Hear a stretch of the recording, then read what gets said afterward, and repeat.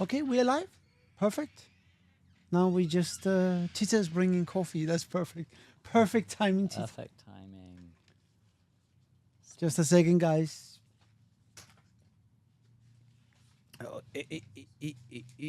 Wow, the world's smallest cups. It's a Kutaru. Nice.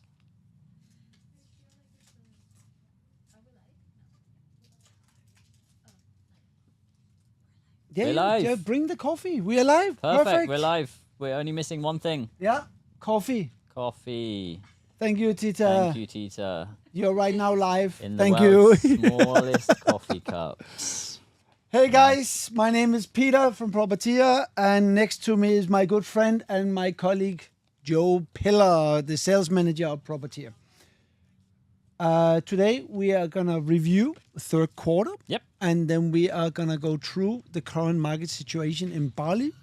And this video is for you who are considering to invest in Bali, mainly.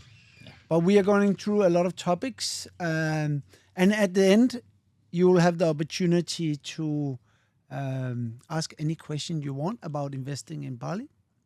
So let's start. The current market situation right now, Joe, in Bali. Yes. Where shall I start with the current market? You can start wherever you want. Tourist numbers. Maybe we should start with Yep. tourist numbers. They are here very on the relevant, island. right? So if anybody's watched the Q1, Q2 reviews this year, they'll know that the target for foreign arrivals is 7 million for this year. As of the end of August, the numbers based on last year were up 12% this year, so they're well ahead of target.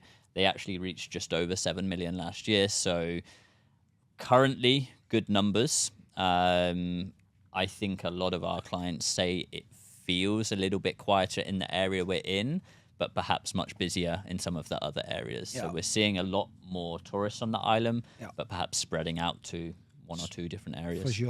For sure. And compared to the other 2 quarters, what's the feel this quarter? Because third quarter is normally a little bit quiet. Yeah, I mean, third quarter for us encompasses July, August, September, Yeah. which tourism-wise are some of the biggest months of the year. Yeah. You go from having 450, 500,000 a month in the quieter months, Yeah. not so quiet, but quieter months. Yeah. And then we see in August you had 680,000 foreign arrivals. July, I think, was 697,000. So much, much busier in terms of Are these foreign arrivals not into Indonesians? Bali. Yeah, just foreign arrivals. Wow. So foreign arrivals much higher than some of the other months. I think naturally it feels busier wherever you are. When you look at data, average daily rates are higher, occupancies are higher, villas and hotels. So I think across the board it feels much busier in this quarter than the last 2. Amazing. And what's your, yeah. Hold on. There's no audio for Instagram, so can we just Okay. pause? Yeah, we Yes. pause just a Take minute. pause for a second. YouTubers, we love you guys. You just have to wait a little bit until we get our audio for Instagram fixed. Maybe we should have a coffee meanwhile.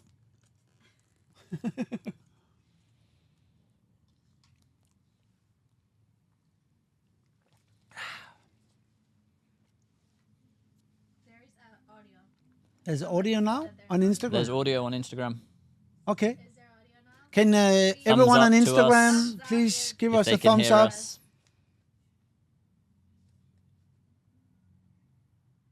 Thumbs up for audio on Instagram. Yeah? Okay.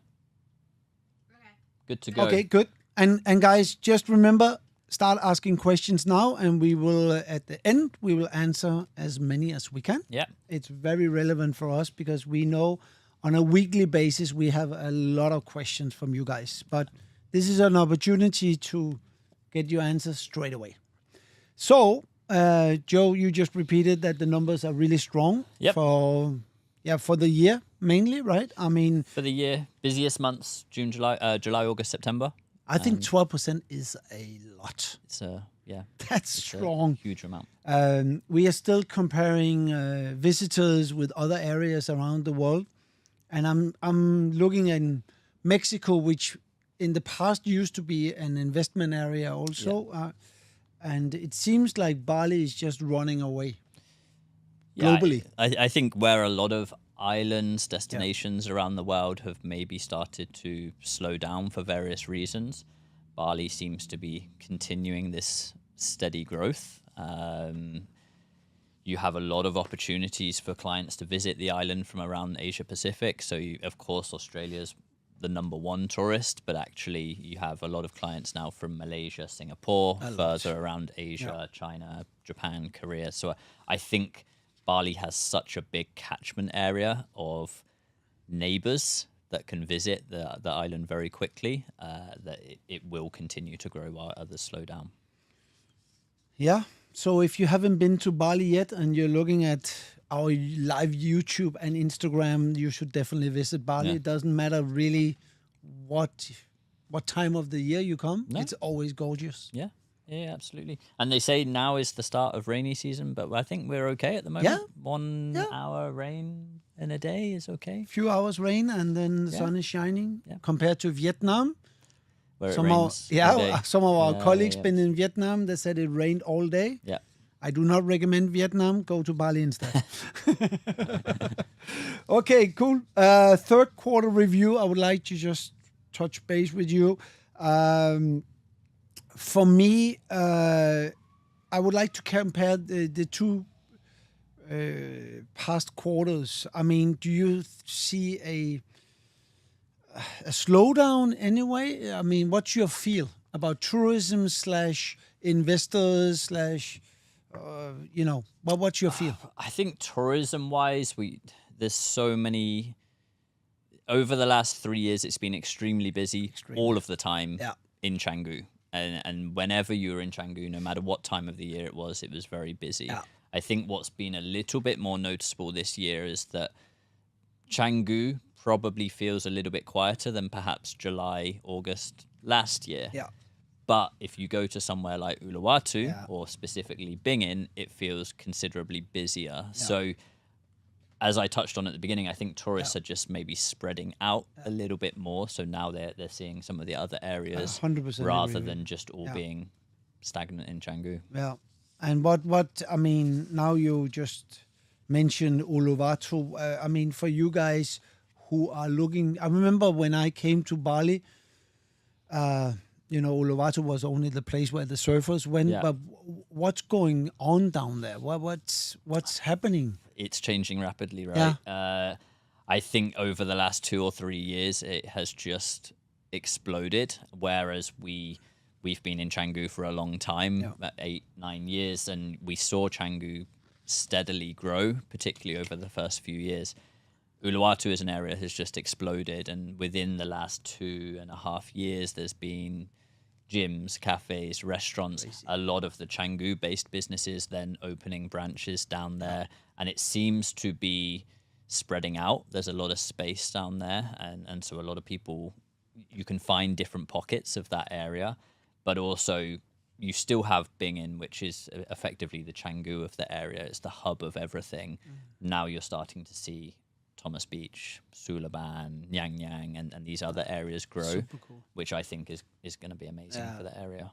I mean, I feel it more than ever that Canggu is becoming this big city vibe. Yeah. And when you go to Uluwatu, it actually feels like what Canggu was 5 or 6 years ago. Yeah. And I always say to clients when they come to Canggu, I'm an early bird, right? I'm up very early each day, and if you want to go out in Canggu in the morning and get a coffee at 6 a.m., it's very possible. If you want to find a gym or whatever, I think Bingin is definitely a little bit more vacation mode, holiday mode. Everything starts a little bit later. The surfers are perhaps a little bit more laid back, but both are so unique and have so much to offer. I think we forget sometimes when we are here. I mean, when my friends are here, they say, oh, the diversity is absolutely insane in Bali. Yeah. And even though it's not a part of Bali, I think also going to some of the smaller islands like Siningan, Nusa Penida, Limbongan is just like the tropical vibe. Everything you have I mean, if I went somewhere else, where I love Greece, but it's very much the same all the same time. wherever There's you no go, diversity. right? And actually, before I came to Bali and came here to live, I spent a lot of time in Phuket and around Thailand, and I felt the same. It didn't matter where I went in Phuket; it was the same everywhere on the island. Here, it's I'm in Canggu now. I can go an hour south and be in Uluwatu. I can also go an hour and a half north. I went to Badugal a couple of months ago, and that was freezing cold, and it's very, very different wherever you go on the island. It's crazy. The diversity is insane. What do you think when you're looking from an investor point of view? Because I think a lot of our viewers are investors and they want to know, should I invest in a property right now in Bali? And what do you think? Is it a bubble still, or has it ever been a bubble, or what's going on?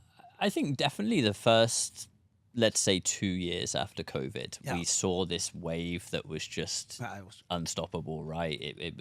There were so many people that were interested in the island. There were a lot of people who wanted to invest, to develop, and perhaps that was more seen as a bubble at the time. I think what we're actually seeing now is the market stabilizing. Yeah. So now we're going back into what most people would call a normal market, which is prices are starting to stabilize a little bit. We're not seeing these sharp increases in land or villas so much anymore. There's just a little bit more of a normal market, which is still very busy. And I think actually for investors will just solidify Bali as a more secure place, that it's not just in this bubble, but for us feels like a more stable market, more stable, I would say. I 100% agree with you. I think we can also see the activity we are still very busy, but it's more normalizing, and I like that because now it's getting back to where we know where the market is stable. Yeah, absolutely. And I think now you're not seeing these prices that could be up here or down here. Prices are a little bit more normalized. Land is still expensive and going up in certain areas, but I think across the market it's more stable. Propertia is very, very focused on selling good investments, right? Our main market is definitely selling to investors who are doing daily rental. That's a huge part of our company, but I still feel like Uluwatu has enormous growth potential. And when you're sitting in Denmark or UK or wherever you are from, Uluwatu is a little bit complicated. I think, can you take me through the areas in Uluwatu where we are?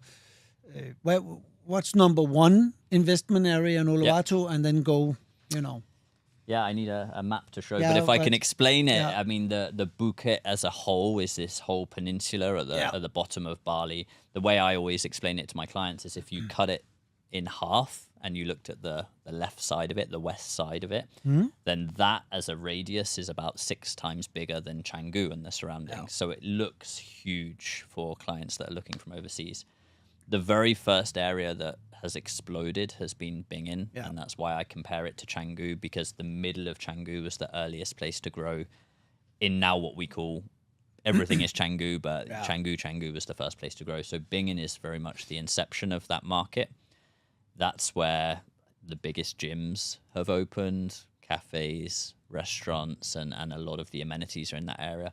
Now what we're seeing is the same as happened in Canggu, where it's spreading out a little bit. So you can go onwards from Bingin to Padang, Thomas Beach, Sulaban, where you have amazing places like Mana, Uluwatu Surf Villas. You go into Uluwatu as we know it, which is where Uluwatu Temple is, and then up the hill to Nyang Nyang. If you just took those places, it's already much bigger than Canggu and the surroundings. So cool. And a lot of space down there. So I think whereas Canggu, there was space, but everything was wedged between other things, so you could only grow in a certain way. Uluwatu feels like it's growing in a really nice way. I can see a map up there. Oh, we have a map. Amazing. Let's bring in the map. We are live, so yes. Let's have a map. Thank you so much. Okay, let's see a map here. So it's a bit small. That's our map. Maybe you. So we have the map. Maybe down here. Yes. Yeah. So we're talking about this peninsula at the bottom here. Down south of Bali. Yeah, maybe you We can- have we are sitting in Canggu right now, around here. Yeah. And then you can go all the way down, and Yeah. this is the Yeah. Bukit Peninsula. And then if you cut that in half and said the west side, the left side of it, Yeah. then that's the area that we're talking about, which is Over here, Bing right? in through to Thomas Beach, Sullivan, and Then I think the nice thing is everything has grown together. It's amazing when you drive around on your scooter, you go from one area to another, but it's just a transition. It's Yeah. like a soft transition. Restaurants popping up everywhere. It's super cool. it's grown very quickly. I remember Yeah. going down there 7 or 8 years ago Oh, and yeah. staying in different little boutique hotels Yeah. then, and you wouldn't leave to eat because there was no options out there, right? You would need to eat breakfast, lunch, and Yeah. dinner at your hotel. Now the options are endless. It's crazy. There's so many beautiful restaurants, cafes, and the gyms. If you like We gyms, they're amazing. stayed 1 week in Chandidasa Yeah. when we arrived to Bali, and then we went to Cells Yeah. in Uluwatu, and there was only Bukit Cafe Yes. who had the best burger at that time, and Yeah. that was it. Yeah. And today you have hundreds of restaurants choices, and yeah. gyms, and it's Yeah. absolutely And insane. it's nice because it's not just the best of Canggu that's moving down there, but you also have cafes, restaurants that are specific to that area and that you can only get there as well. So I think there's a nice diversity in that. And area. also, more than ever, I feel like people are really. Let's say you're staying 2 weeks in Bali, you're staying 1 week in Canggu, or maybe Ubud, and then you go 1 week to Uluwatu. So Yeah. people are right now very very spread. very I spread. remember friends coming here 7 or 8 years ago, and Yeah. it would be exactly that. They would book 2 weeks in Bali. Yeah. 12 days would be in Canggu, and they would have a day trip to Uluwatu, a day trip Exactly. to Ubud. Now I think anyone that we speak to that's coming here is very split. It's a week here, a week there. Exactly. And when we talk about Uluwatu, we sell a lot of off-plan in Uluwatu, We do. right?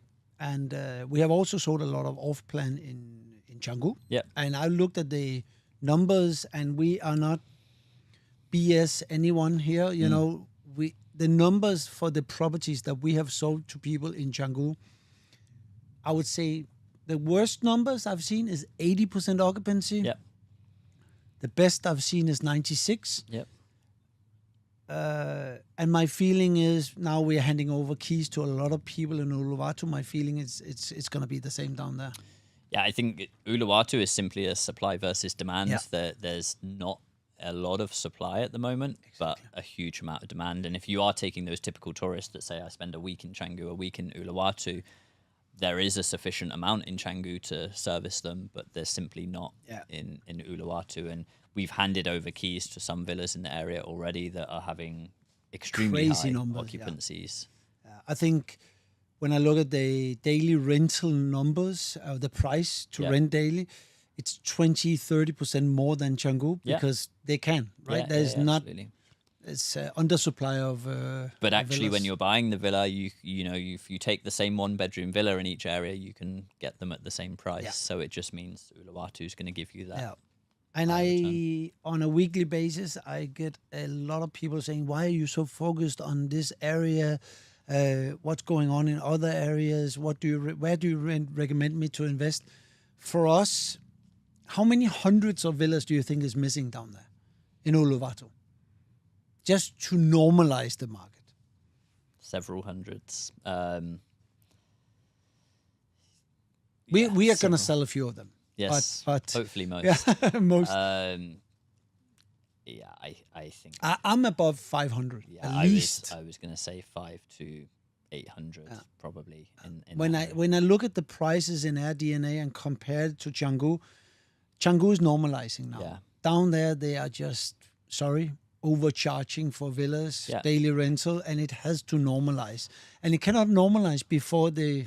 I think we're saying 500 plus based on what we're seeing there right now, but we need to remember that over the next 5 years, that area is going to grow exponentially. Yeah. So it will get busier and busier. Yeah. Now I still think if you're sat abroad and you search, where should I go in Bali? Canggu will still come up as the number one place. But that is likely to shift in the next 3 to 5 years where Uluwatu will sit at the top. And as that happens, they will need more and more villas down there. So true. So true. So just keep texting us, writing us questions if you have any questions about investment. Let's go through the third quarter.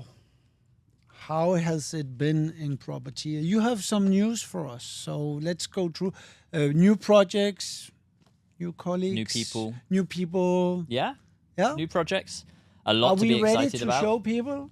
Yes. Yes. Good. Cool. What should we start with?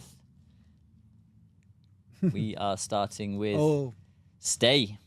Stay Bingen is fantastic. A lot of people will know of this project from previous projects that we've sold. Yeah. We had a huge amount of success for our clients with Nuju down in Bingen. Nuju changed the game a little bit because they offered a 3-year payment plan.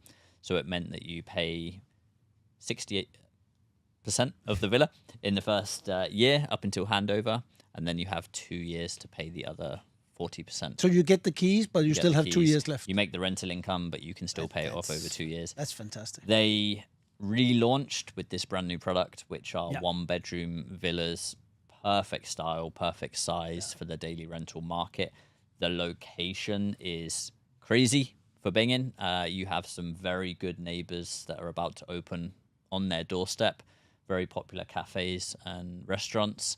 I actually think the area that they're in is going to become a central street in that area because of what's happening around it at the moment. It's no longer in the outskirts of Bingen. No, we maybe would have said it was 5 minutes away from the key areas before. I think now they have some of the restaurants opening in that area are going to be incredible, and they are literally 100 meters away from the front door. So for me, Stay with a payment plan is fairly unbeatable in the market. Because they are actually priced according to the market. 199, and that's what people have to understand is that you are not paying extra to have that payment plan. You're paying $199,000, which is very aligned with the market, actually perhaps even a little bit lower than some of the competitors in the market.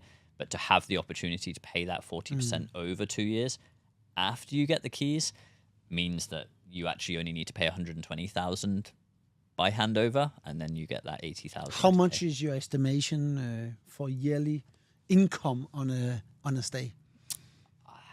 Just roughly. Roughly, I think you will net 35 to 40,000. Wow, around that figure. Wow. I think the and location. how long is the lease on a stay? 30 years. 30 years from when you get the keys. This is amazing. It's actually.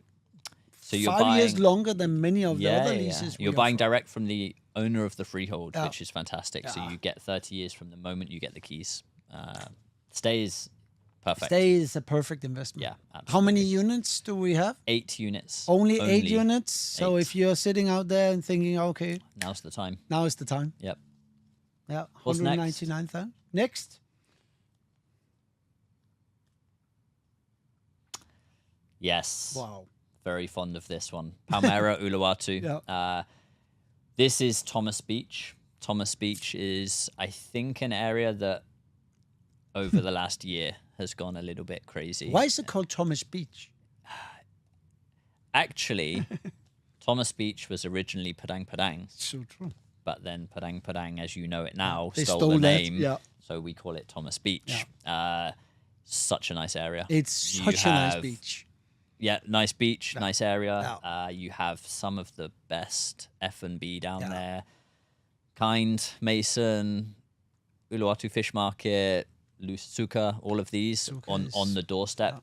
Probably 100 meters from the front door of Spring Spa for Palmyra. Palmyra has been extremely successful with us for the last 2 years. Single level villas that have been in Yang Yang and Bingen. Took this opportunity in Thomas Beach. You could not get a more central location than what they have. Taken some of the classic trademarks of Palmyra, but put it into this 2-story villa. And for me, I think it's amazing. We sold 4 in the first 2 weeks, so it's going to move very fast. We only have 4 2-beds, 2 are sold. If you want to be Uluwatu, but not Bingen. You want the next best. It's your favorite area, right? Yeah, I can't afford to be there, but I do love it. I think it's an You talk amazing about area. Ulu Fish Market all the time. Yeah, I think as an area, it has so much to offer. Yeah, And actually, it started with single fin at the end, right?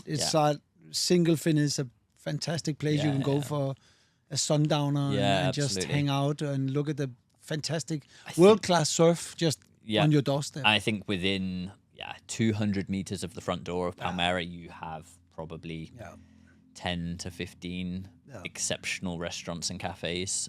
So it has everything you could want.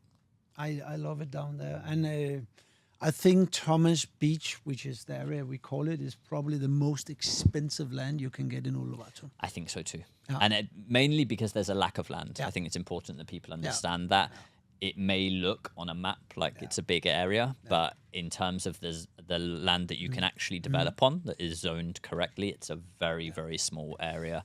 And that's why Palmera offers a unique opportunity because we actually don't know when the next opportunity will come because we're not aware there's no more land available. We sourced land for... Yes. Yeah. And I think it's very important to emphasize that when you go down there, everything on the beach side is where you can legally build. Yeah. And the other side is mainly green zone where you're not supposed to build, but people do it anyway and cannot get the building permits. Yeah. It's tricky, right? Because I know we are going to have a lot of questions about zonings very soon.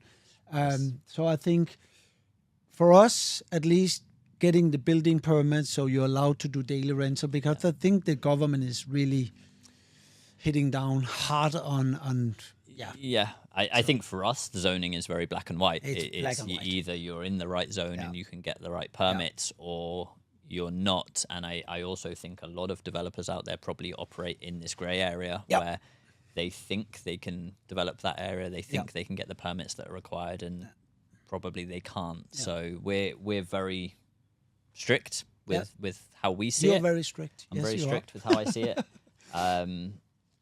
But as far as I'm concerned, what we have is very safe for our clients. This is also, I think it's still priced really well compared to the land size. Yeah. Land price, sorry. Yeah. And because this land is maybe 15, 20% more expensive than Binking. Yes.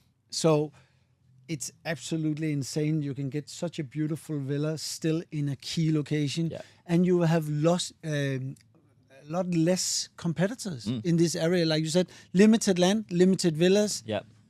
And it's going to blow up for sure. Next area.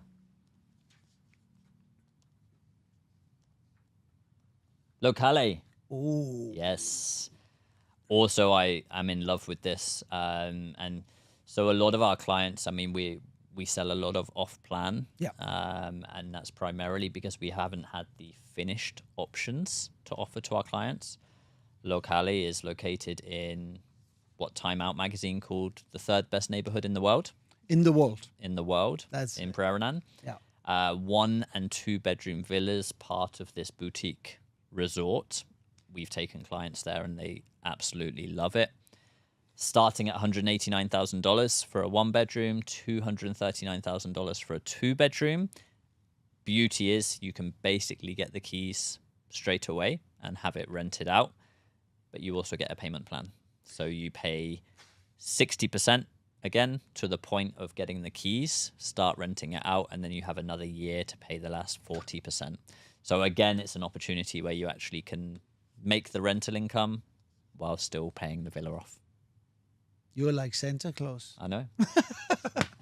Keep on giving gifts. And Locale has facilities that no one else is offering. Yeah, right? So it's part of this boutique resort where you actually have a gym, wellness on site, cafe, reception, golf buggies to bring your clients to and from their villas. So it has several pools also. Pool areas. Several pools. You have your own private pool. You have your own private villa, but you can also use all the amenities. And so for me, what you pay for that is very, very small and you have access to everything. So a very unique opportunity to be in a key area and also to get a finished villa. So there's some clients sat on the fence thinking, I don't want to go off plan yet, or I'm not ready to go to another area. I think this is already tried and tested. You have finished villas in a proven area. And we already sold more than half. Yes. Yeah, it's moving fast. Yeah. Be fast if you want one of the Locale in Prairinan. Yeah. Do we have any more projects we need to introduce? No, No? we're going to talk about new additions. New editions. Yes. Let's look at the latest edition. Yes. Kelsey. Kelsey. Kelsey joined our sales team. Yeah. She's fantastic. She speaks English, French? French. Yeah. Here to help. Sales, any clients that want to deal with Kelsey, yeah, especially French speakers, then she's very well versed, but she's very good and very knowledgeable of the Bali market. Cool. Yeah. She's a great addition to our amazing sales team. Yep. Very skilled, very professional. She's amazing on social media. Yep.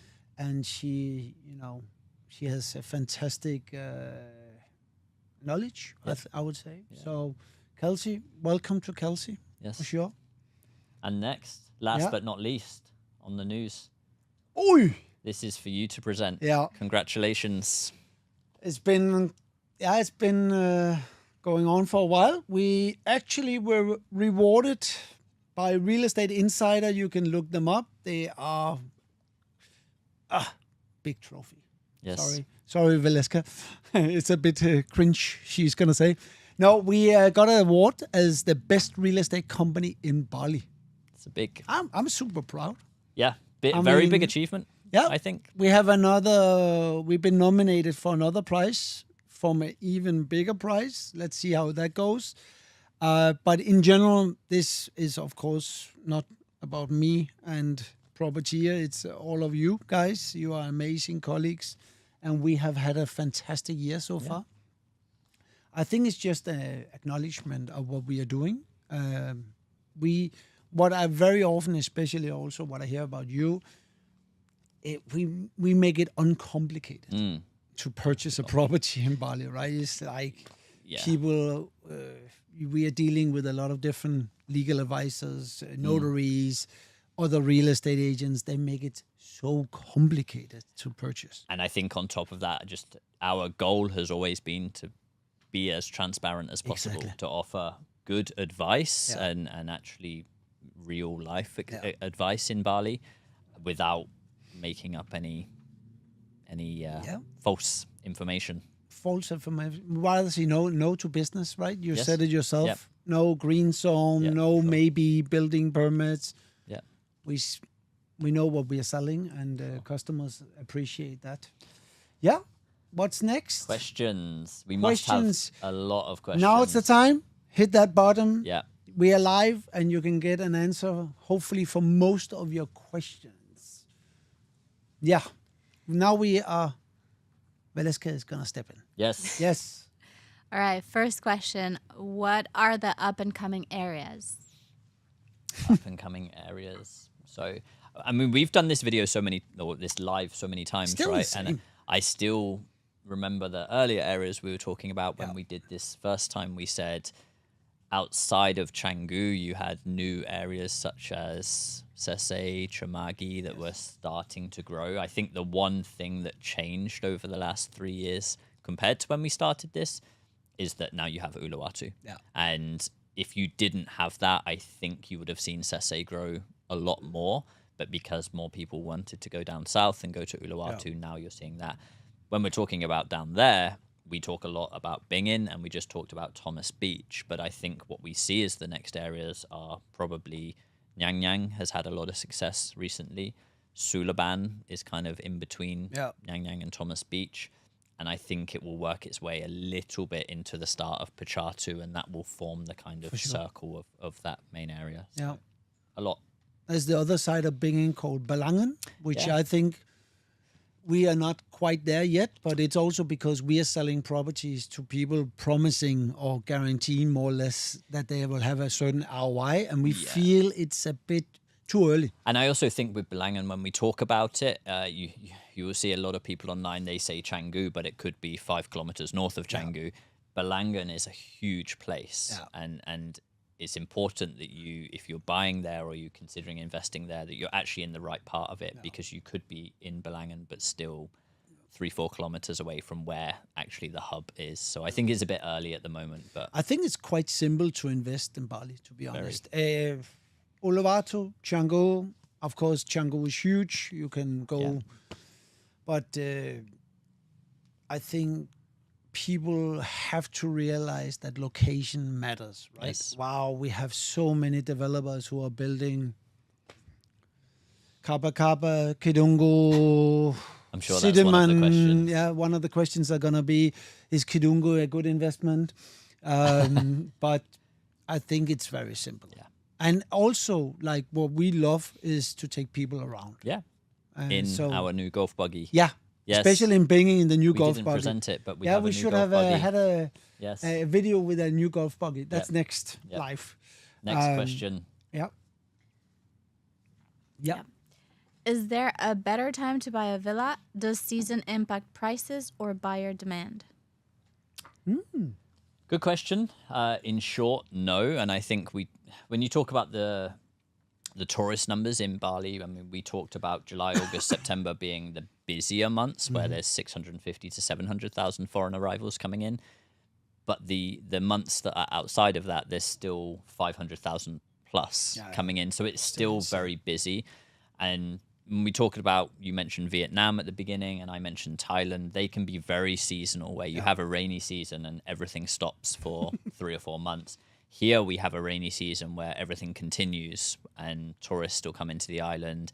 You're talking about rainy season is at the Christmas period, was actually one of the busiest periods for people flying in. Peak So season, for that reason, it means that tourism's very stable for the whole year, and therefore there's not a better or worse time to buy a villa in Bali. I think any And time prices is good, don't change, and prices do not change at all. I mean, they just might because go up you, over time, but they don't go down. Yeah. Next question. Next one. So these two next one are kind of the same. Yeah. Is villa demand higher for 1 or 2 bedrooms? And then the next question is there a preference on villa size regarding rental return? 1 bed, 2, 3 beds. Good question. We get asked this all the time. All the time. 1, 2, should I buy a 1 bedroom, a 2 bedroom, or should I buy a 3 or 4 bedroom? 2 1 bedroom. 2 1 bedrooms. In all honesty, I think when I first came to Bali, when you first came to Bali, 1 bedrooms didn't exist. No, they didn't. There was nothing in the market. You either stayed in a guest house or a 4-bedroom villa, and there was nothing in between. What we've seen over the last 4 years is so many digital nomads, singles, couples, people that are able to visit Bali for more than just 2 weeks, people that will come here for 2 or 3 months a year, and therefore they want their own space. And if you speak to our investors, people that have bought 1 bedrooms and 2 bedrooms, I think they will tell you that 1 bedroom is the best for them because it's the easiest to occupy over the duration of the year. Also a lower price point, so you can get a 1 bedroom for 189, 199, up to 229 at Palmyra, whereas your 2 bedroom options tend to start at 249, 259 and a bit higher USD. So for us, 1 and 2 bedrooms is still the strongest in the market, but if you had to make a decision tomorrow, it would be a 1 bedroom, I think. I can see it in the numbers also. And sort of, there's still a very high occupancy on 3 bedroom, but now it's just, 1 bedrooms are just insane. The numbers, I still don't believe them when I look at this. Like 85 to 95% occupancy on a 1 bedroom. I think with 3, 4, 5 bedrooms, what you actually get is people that have to plan much further ahead. So you get families, big groups that come in and maybe they book it 6 months in advance, but you're not getting the overall occupancy because you're not getting those last minute bookings either. What we see in 1 and 2 bedrooms, we each have experience in it. People book it right up until the last minute. And so it's very easy to occupy for 90% because actually, if you're empty tonight, it's very likely that you'll get a last minute booking tonight as well. Would you recommend someone who had, let's say, $400,000, a 3-bedder or 2 1-bedders? 2 1-beds, simply put. Yeah. Because when I'm flying out of Bali and coming back, I look around in the plane and I see couples and I see singles, I see friends. I don't see that many families anymore. No, and I think the 2 bedrooms, we also sell a lot of 2 bedrooms, but I think a lot of those clients see themselves staying in the villa a little bit more. So they want to stay in it, rent it out when they're not here, and they know that they have an extra room for friends to come and stay.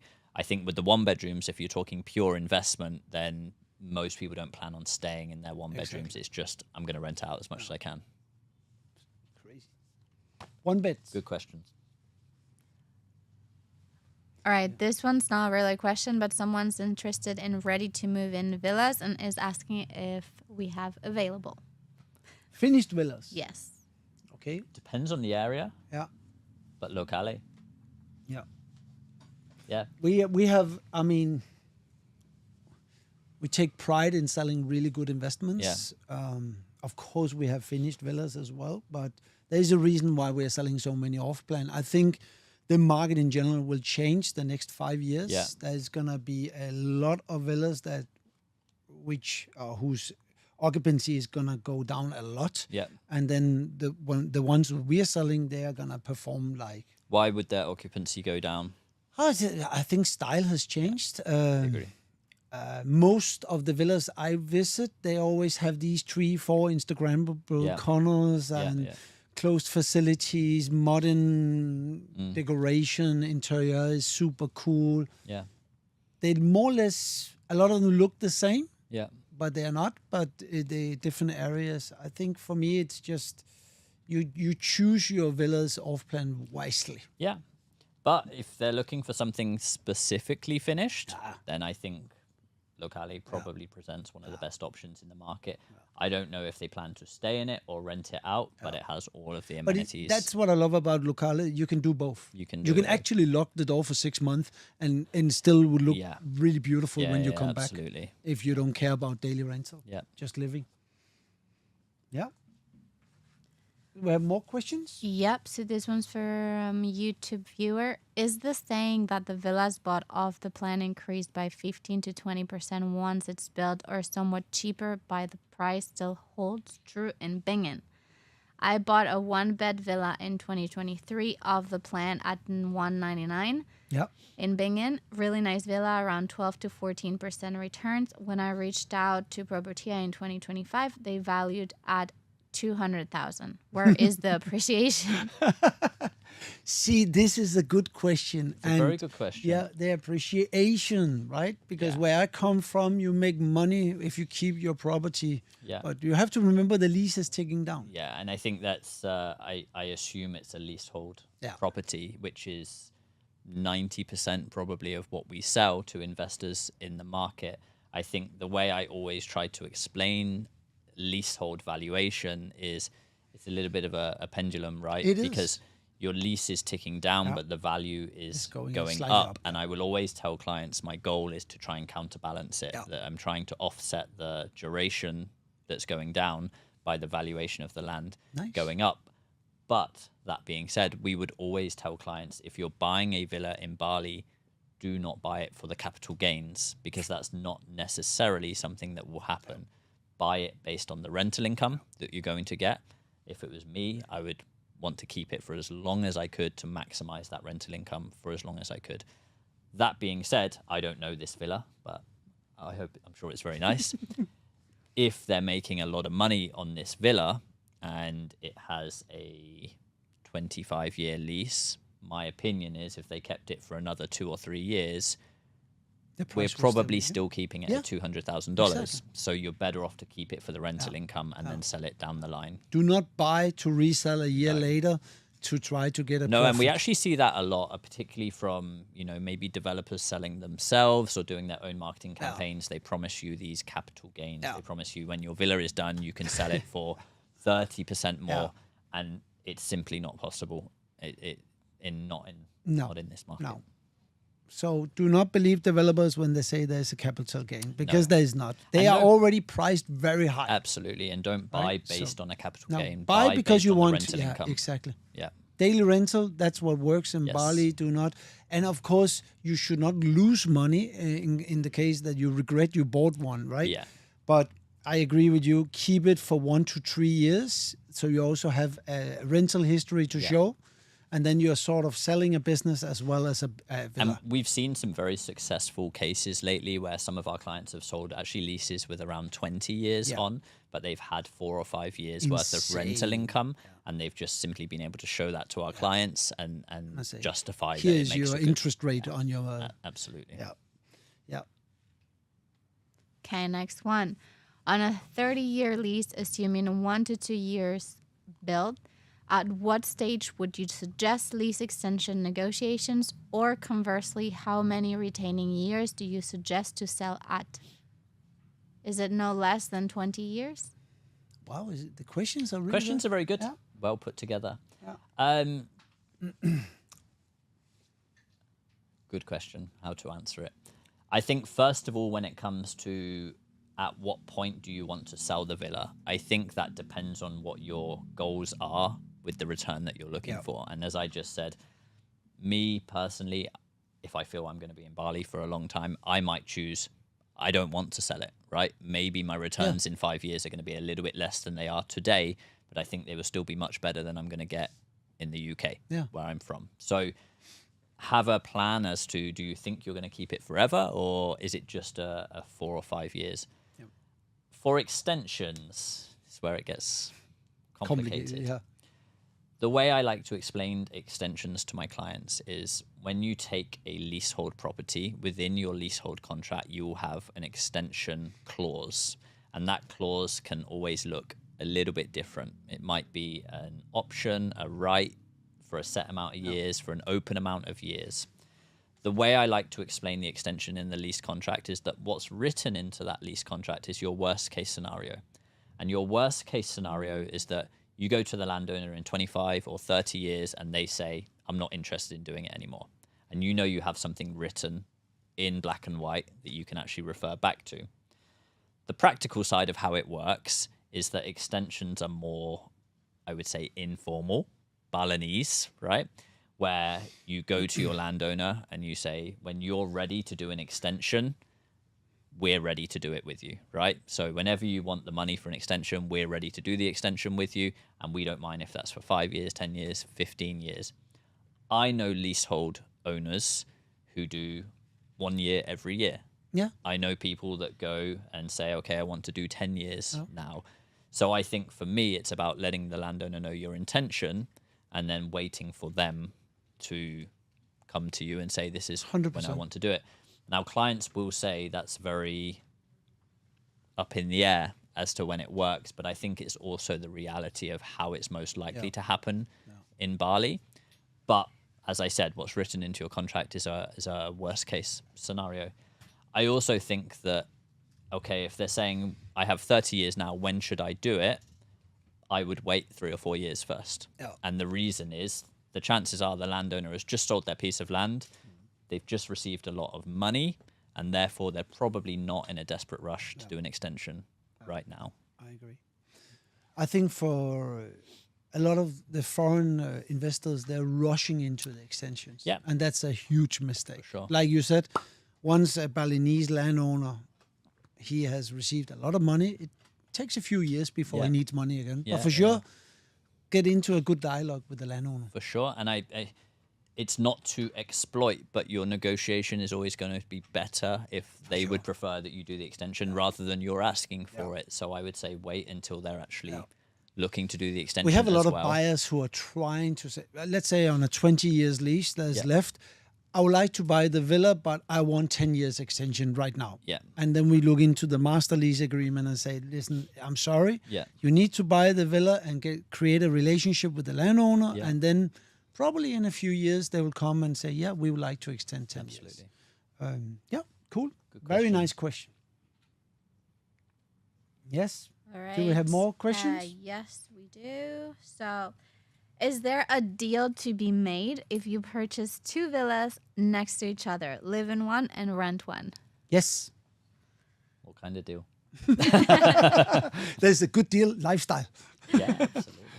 I think a lot of our clients look to do that. And now they do. I also explain to our developers that yes, it is largely about investment for our clients, but I also think that for some of them, it's about lifestyle as well. And a lot of them do plan on coming to Bali and staying in the villa for a few weeks and so on. Having 2 villas next to each other makes perfect sense to me because, it's always going to be managed together and you could have the same staff and so on. Could you get a better deal?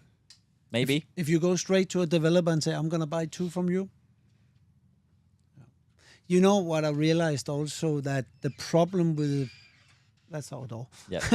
The problem with Propertia is we always want to list our property at market price, right? So we have these conversations with the developers where we are saying, no, it should be 199, not 219. And I know the developers really find us, you and I, a little bit annoying sometimes. Yeah, I think they love to hate us. Yeah, they love to hate us. Yeah. That's a nice way to put it.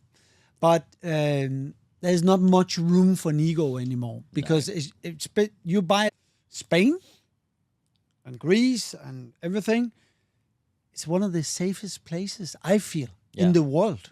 It's absolutely insane. Yeah. And people really, it's also about feeling safe now. It's not only about how is the weather and which villa can I buy. Yeah. It's also like, it's very, very, very rare we hear about crime in Bali. Yeah. And I also think, Bali over the last couple of years, people talked about perhaps over tourism, or is it too busy, and infrastructure and all of that. But if you actually take a step back and look at the things that have improved on the island, there are so many things. And now everywhere you go, small things, but we have sidewalks everywhere so you can walk around. Sonor's still in process, but everywhere. Even flying in and out of the airport, you now have digital e-gates. Everything is much more streamlined. And taxi companies are allowed now in the airport. Yeah, So remember in the old days with the taxi mafia? Yes. Holy. Absolutely. So I actually think, people talk a lot about these infrastructure things, but actually there's a lot that's happening in Bali and a lot that is much better than it was even 2 years ago and will continue to get better. If you want to retire, Bali is a fantastic place, and you don't, I talk from experience, you don't need to speak the language. No. You can just get along in English, then you'll be fine, which is an amazing experience. Yeah, next one. Someone's asking is it still a good location to invest in Paranan? Third coolest place in the world? Yeah, that was last year, right? But I think it's still a very now cool it's probably place. number 2. Yeah. As an area, I think it has so much going for it. What's going on in Paranan? Why is it suddenly such a... We talk about Canggu almost as we are sitting in Paranan three right blocks, now, right? Yeah, right? exactly. You have Barawa, which is actually where our sales office is. You have Canggu, which people will have known it as Batu Belong. Yeah. Deuce Machina, Old Man's, Echo Beach, that area. And then Paranan was the new kid on the block a couple of years ago. I think if you're looking for the best dining, the best F&B, you will not find any better than that area. What we've also seen over the last 2 years is it's become a bit of a health hub for the area, where you have probably 4 or 5 world-class gyms and fitness facilities. You have areas that are just lined with health food cafes, recovery centers, spas, etc. So as an area, I think it's fantastic. And for me, it's the last part of Canggu that is still an amazing investment. I think when you go beyond that into... Be careful people what you hate say, me, but Sese and Chamagi, it's probably not as much going for it. Very nice areas, but not as much going on as you have in Paranan. I checked the occupancy numbers in Sese, and they were actually quite good. Yeah, absolutely. It's not, but you have... I think it's amazing, it's but a there's just 10-minute less scooter going, drive less going outside on there. Canggu, exactly. Nice. Okay. Very asked question all the time. So, you're new to Bali, first time buyer. Simple answer: freehold or leasehold? Freehold doesn't exist, so... Yeah, I think it's very worth hard. understanding what is actually possible first. So leasehold, any nationality can buy, pretty much. Freehold is not possible for foreigners to actually own. It's for Indonesian citizens only. You can buy it through a PTPMA, but you need to change the title of it to HGB. Complicated. My answer would always be, it depends. Yeah. What do you want out of the property? If this is going to be your forever home and you want to live in it for the next 50 years, why not look at a freehold option? But if it's purely about investments, if I was to take comparable villas in the market, a 2-bedroom in Canggu, 30-year lease, 30-year freehold, then I think the leasehold makes much more sense because you'll be paying 30% less for it, but you're going to be renting it for the same amount. Yeah, exactly. And so for me, leasehold makes more sense as a It investment. makes sense for Indonesians because they can get a mortgage, right? Absolutely. So that makes sense.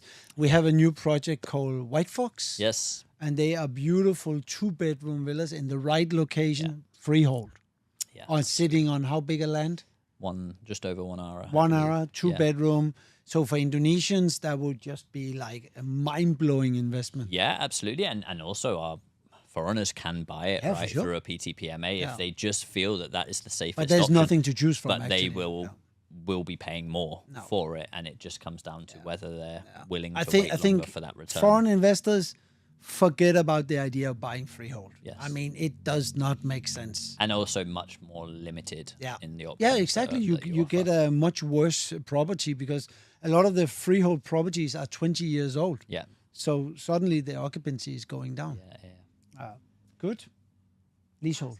We have like 5 more, but Yeah, how but many? we go with the flow as long as we have People. Okay, so Connection. do you have property in Ubud? not yet. Not yet. Well, not yet. No. And I honestly, Ubud has grown on me a little me bit. too. I think it's really nice up there. The thing I don't understand is that when you're driving there, Google Maps says you're in Ubud, but you could still be 10 kilometers away from the city center. And to me, it's just such a big area. And that's probably why we haven't ventured there yet, because it's so huge. But I think it's... But we went really together and we almost got lost, right? Yeah, It's like- yeah, absolutely. I, But I it's a nice actually area. love Ubud also. For me, it's you seek a different experience, right? absolutely. I'm very much a beach guy, sun up there. It's a little bit more cloudy because we are getting up in the mountains and jungle, and of course, but it's lifestyle also. I think food is amazing in Ubud. Very, very good food up there. Oh, man. And of course, it's a little bit more peaceful when you drive around certain areas. But like I said, you could also be in Ubud, but be very far away from anything. I think Ubud could actually put themselves on the world map just on food. Yeah. Yes. That would be absolutely... I think some of my favorite places are up there, Oh, actually. man. But It's like, if you're a foodie and you love jungle and rice fields, Ubud is... if you're a the place. foodie, come to Bali. The reason why I'm saying this is a lot of people have requested that we open an office in Ubud. Yeah, never say But- never. But do you want to sit up there? No. Okay. Not, maybe, sometimes. Oh, no, you're a Sanurka. Yeah. Yeah. Next question. Right. How many villas have you both invested into in Bali? And Spain is moving into banning Airbnb soon. Yeah. What if this happens in Bali? Yeah. Wow. Thank you so much for the very nice questions because I just saw that the other day. How many we have invested in? So from our small little modest salary, we have bought a few villas each. I bought a 1-bedroom in a very good location doing okay for rental. It just started up. And then I bought a small private home in Uluwatu. Yeah. And I'm very, very comfortable with this situation. I don't need any more properties. It's not because I invest most of my money in the company, but I know you have a little bit a better experience than I do with daily. I'm going red. Yeah, I don't yeah. like to talk about my own finance. You don't have to share so much. No, I have invested in a property, and I mean it's But it's proof of concept. almost performing so well you don't want to sell it anymore. Yeah, it's proof of concept. I think it's a 2-bedroom doing very well in the daily rental market. Right style, decent location, I would say. And But you wouldn't have built a 2-bedroom today. You would build two. no, two I would one- build 1-bedrooms today, but that's as much as I'm willing to share. Actually, we should charge for all these advices, right? Yeah, no, we're happy to share advice always. But, Cool. What was the last part of the question? Yeah. Spain is moving into banning Airbnb. Airbnb. Yeah. What if this happens in Bali? It will never happen.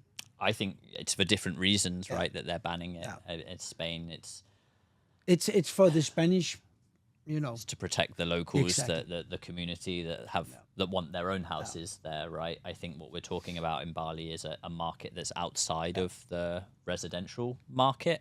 Therefore, it's not taking away No, the opportunities at least not yet. from them. Maybe in 10, 15, 20 years. I Yeah, don't know. perhaps. I also think that it's just way too big a business for even the government to not be part 80% of. of Bali. So I don't see it happening. I think it's wise in Spain. I think a lot of Spanish people, we open an office in Mallorca Yes. and they are banning or have already banned Airbnb also. And I think it's when you talk to Spanish people and let's say they get 15 to 2,000 euros a month, but a one-bedroom flat is 1,000 euros. There's a disconnect here. Sure. So, of course, the government needs to step in and say, hey, first of all, Spanish people needs a place because it's not a left-wing government thing. It actually happens in Denmark also. Yeah. And it's happening all over the world right It now. happens in my hometown in the UK, where a lot of people from the cities came and invested in the properties, and therefore the people who lived there couldn't afford to buy. But like I said, I think that's taking away opportunities from residents. Yeah. What we're talking about here is additions to residents here. It won't happen in Bali. Cannot happen in Bali.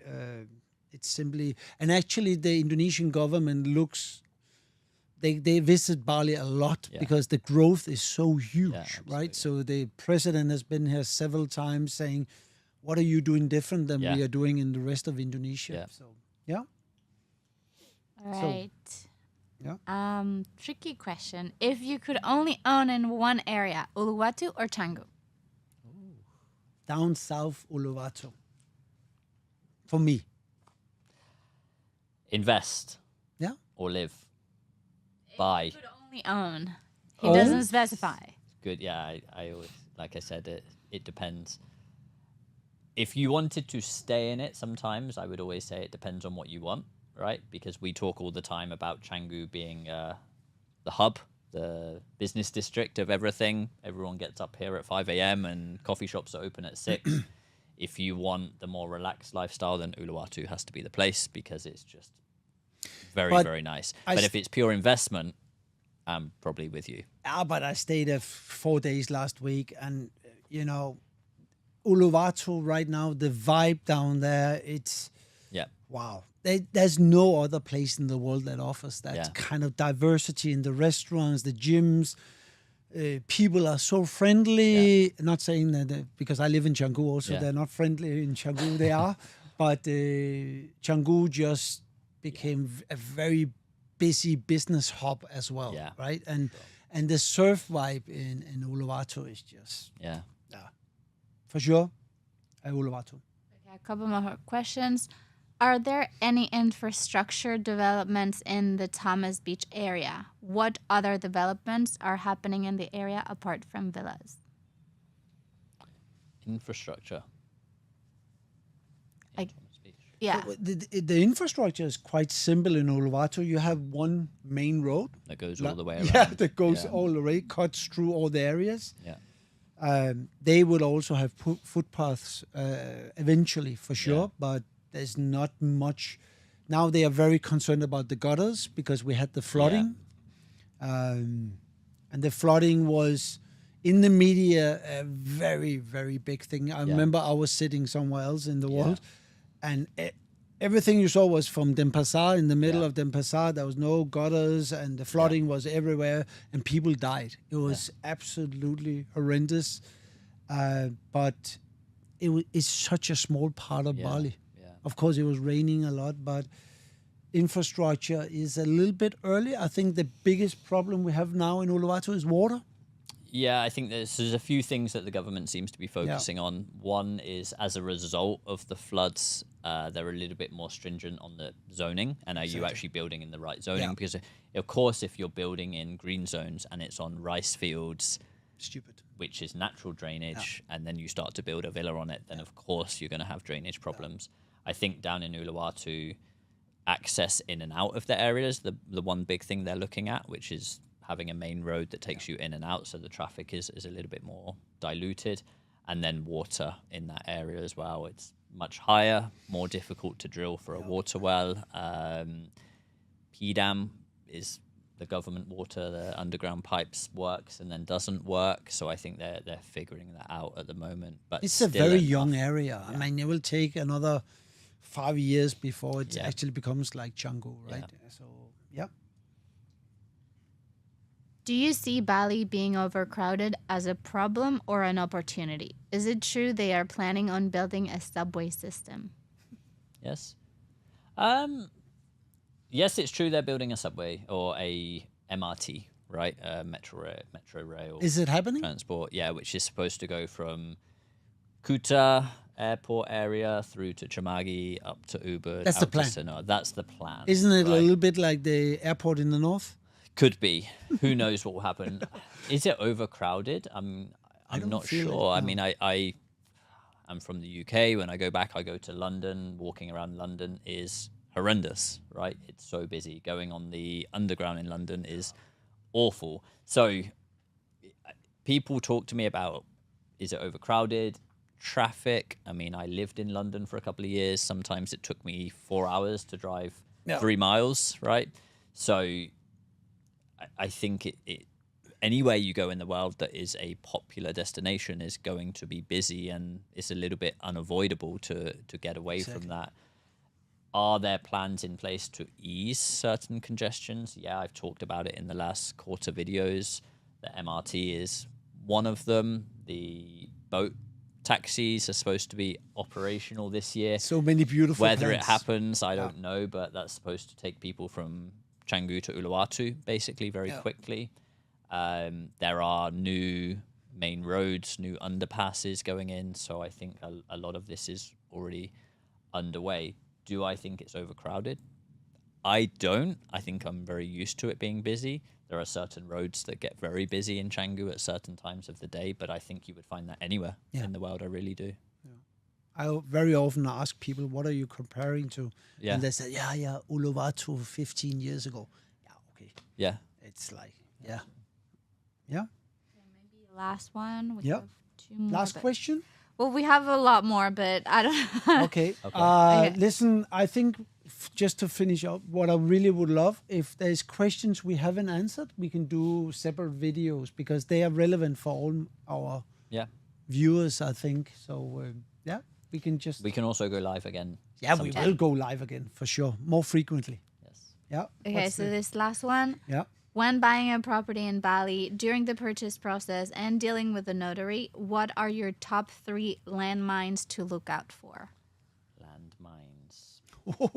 Landmines.